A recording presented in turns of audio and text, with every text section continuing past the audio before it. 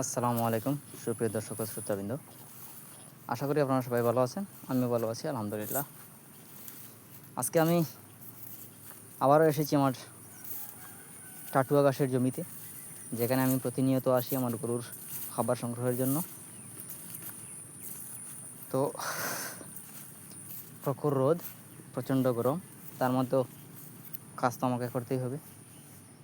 যেহেতু আমি পশুগুলোকে আমার ঘরে সংরক্ষণ করে রেখেছি, সেহেতু তাদের সামনে খানা পৌঁছানোটাই আমার মূল দায়িত্ব। এখানে এসে একটা জিনিস দেখে আমি আজীব হলাম।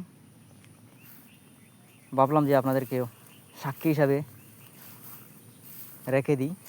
এই যে দেখুন, গাছটা কাটা ওইটুকু পর্যন্ত। জানি না কোন সহৃদয় ব্যক্তি আমার এই কাজটা করেছেন।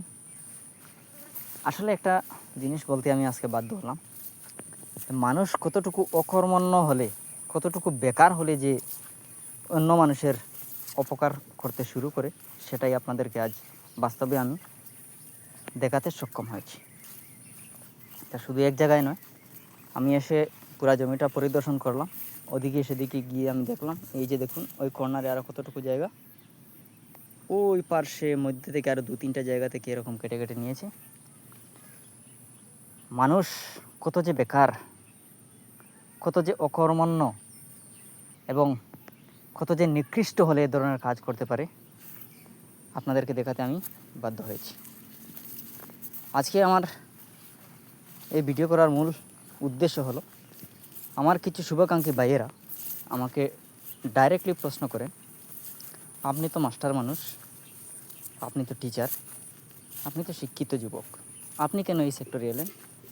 আপনি কেন এসব কাজ করতে যাবেন? এ সমস্ত কাজ কি আপনার জন্যে? আপনারা যদি কৃষি কাজ করেন তাহলে আমরা কোথায় যাব? আমরা কি করব? আমাদের করণীয় কি? শিক্ষার কি এত ভ্যালুলেস হয়ে গেল? শিক্ষা কি এত বেকার? আরও কিছু কিছু বলেন যে আপনাদেরকে দেখলে মনে হয় যে আমাদের বাচ্চাগুলোকে পড়াশোনা করানো হয়তো বেকার হয়ে যাচ্ছে। এরকম বিভিন্ন কমেন্টস আমাকে লুকে করে। তো সেটা কোনো ম্যাটার না। আসলে আমি তো এসেছি, এটাই আমার ইন্টারেস্ট, এই সেক্টরের প্রতি আমার আকর্ষণ, অ্যাট্রাকশন, সেজন্য আমি এই সেক্টরে কাজ করছি। আসলে ভাই,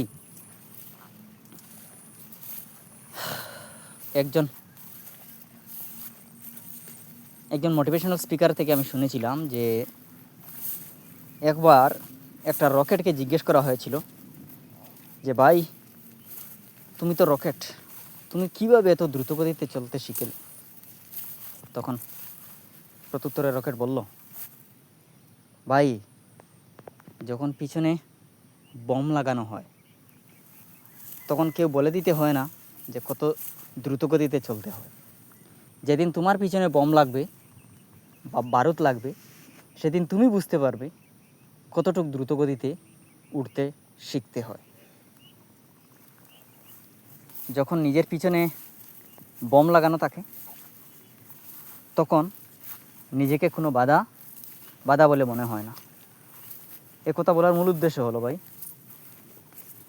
আজ আমি শিক্ষা অর্জন করেছি। আমার মা বাবা ছোটোর থেকে কত না মেহনত করে আমাকে লালন পালন করে আজকে এই স্তরে এনে পৌঁছেছেন।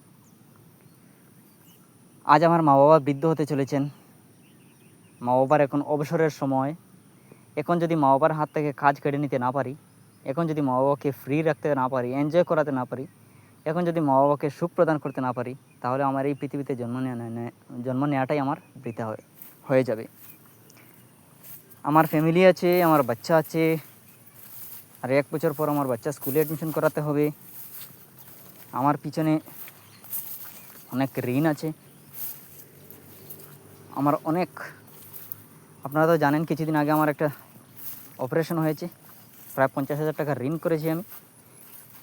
এই সমস্ত প্রেশারগুলা একসাথে শুধু আমাকেই বম লাগিয়ে রেখেছে। সেজন্য আমাকে উঠতেই হবে। বিশেষ করে আমি জানি আমাকে নিয়ে আমার মা বাবার অনেক স্বপ্ন আছে, কিন্তু সেই স্বপ্নগুলো আমি পূরণ করতে পারিনি। কারণ একটা ভুলে আমি নিমজ্জিত হয়েছিলাম। যে ভুলটা হলো সরকারি চাকরি পাবো, চাকরি করব, মা বাবাকে অনেক সুখে রাখবো, কিন্তু সেটা আসলে বাস্তবে ভাই অনেক কঠিন, বিশেষ করে আমাদের মিডল ক্লাস ফ্যামিলির জন্য। দেখুন একটা কথা, মিডল ক্লাস ফ্যামিলি মানে টাকা পয়সা উপার্জন কম থাকে। এটা কোনো অপরাধ না যে কোনো মানুষ মিডল ক্লাস ফ্যামিলিতে জন্মগ্রহণ করলো। একটা কথা আছে যে গরিব পরিবারে জন্ম নেওয়া কোনো অপরাধ নয়, কিন্তু গরিব হয়ে থাকাটাই সবচেয়ে বড় অপরাধ। Happening mistake is not your fault, happening mistake is not your fault, but repeating mistake is a crime. আমি জানি এটা ভুল হয়েছে, একবার হয়ে গেছে, দুবার হয়ে গেছে, কিন্তু জেনে শুনে যদি আমি সেটা ভুল করি সেটা একটা অপরাধে পরিণত হয়ে যায়। সেজন্য আজ আমি জাগ্রত হয়েছি যে শুধু চাকরিটাই জীবনের সব কিছু না। আমি চাকরি পেয়ে গেলাম, আমি মহাপুরুষ হয়ে যাব, সেটা না ভাই। আসল মূল উদ্দেশ্য হচ্ছে এই জীবনে সুখ অর্জন করতে হলে, সুখে থাকতে হলে সব কিছুর পিছনে মূল হচ্ছে টাকা। আপনার যদি টাকা পর্যাপ্ত না থাকে, আপনি এই সমাজের সবচেয়ে বড় অপদস্থ, সবচেয়ে বড় অকর্মণ্য।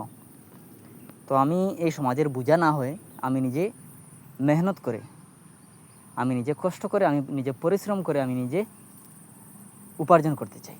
সেজন্য এই বাধা বিপত্তি, বিভিন্ন ঘাত প্রতিঘাত এসব আমার জন্য কিছুই না।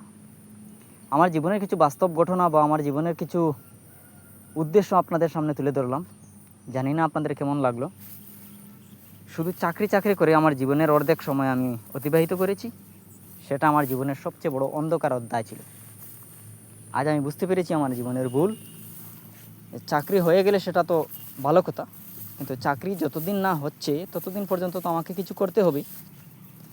আজ আপনি যে কোনো কাজেই যান না কেন, যে কোনো একটা সাধারণ একটা দোকান করতে গেলে আপনাকে 4 থেকে 5 লাখ টাকার প্রয়োজন হয়।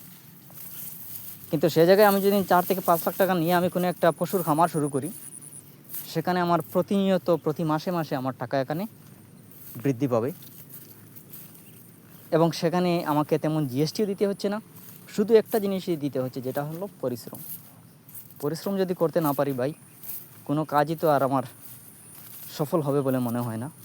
পরিশ্রমই হচ্ছে সব জিনিসের মূল। তো আপনারা সবাই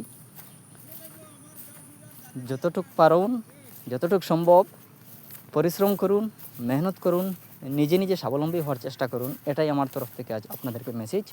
ভিডিওটা ভালো লাগলে শেয়ার করুন আর সাবস্ক্রাইব করে আমাকে আরও অনুপ্রাণিত করুন।